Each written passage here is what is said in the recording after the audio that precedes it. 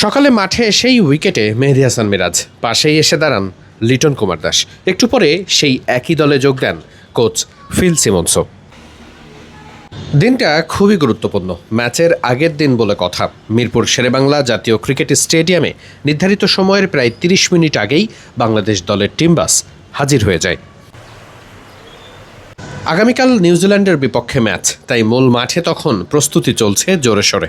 এমন সময় dressing room থেকে বের হয়ে আসেন মেহেদী হাসান মিরাজ, সোজা গন্তব্য উইকেটে, যেখানে তিনি উইকেটটা খুব ভালো করে দেখবেন।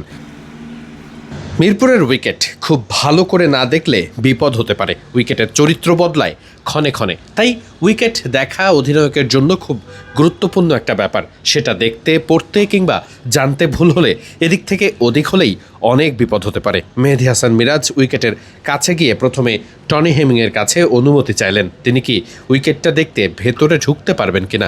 অনুমতি নিয়েই মেহেদী হাসান মিরাজ ভেতরে আসলেন। এ সময় মিরপুরের কিউরেটর বদিউল আলম খোকন মেহেদী হাসান মিরাজের কাছে যান।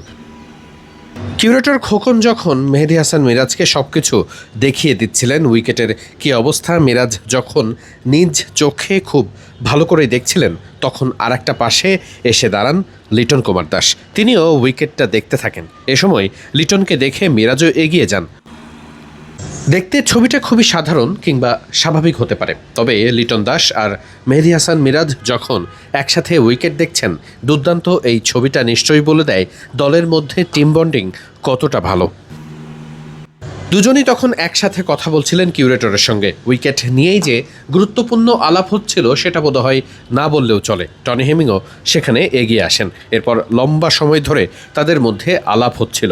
মেহেদী হাসান মিরাজ এবার একটু পাশে দাঁড়িয়ে উইকেটটা আরও ভালো করে দেখার জন্য একটুখানি নিচু হয়ে উইকেট পরখ করে দেখছিলেন। লিটন দাস তখনও ঠায় দাঁড়িয়ে কিউরেটরদের সঙ্গে কথা বলছেন। মেহেদী হাসান মিরাজ তখন পাশ থেকে উইকেটটা দেখে দেখে বলছেন কোথায় কী সমস্যা।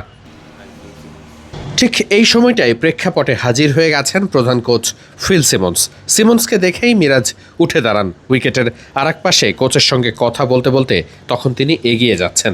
এই উইকেট দেখার কাজটা বড্ড স্বাভাবিক আর সহজ মনে হলেও খুবই গুরুত্বপূর্ণ।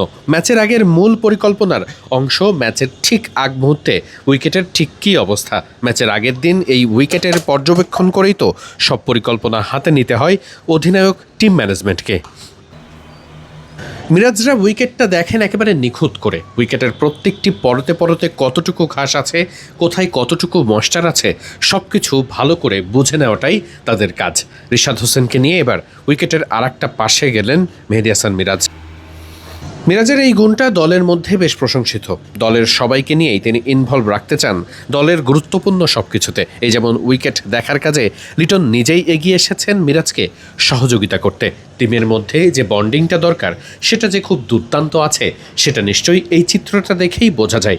এরপর মিরাজের সাথে উইকেটটা দেখতে এগিয়ে আসেন মোহাম্মদ আশরাফুলও। দুর্দান্ত এই ছবিগুলো নিশ্চয়ই বাংলাদেশ ক্রিকেটের বর্তমান প্রতিচ্ছবি।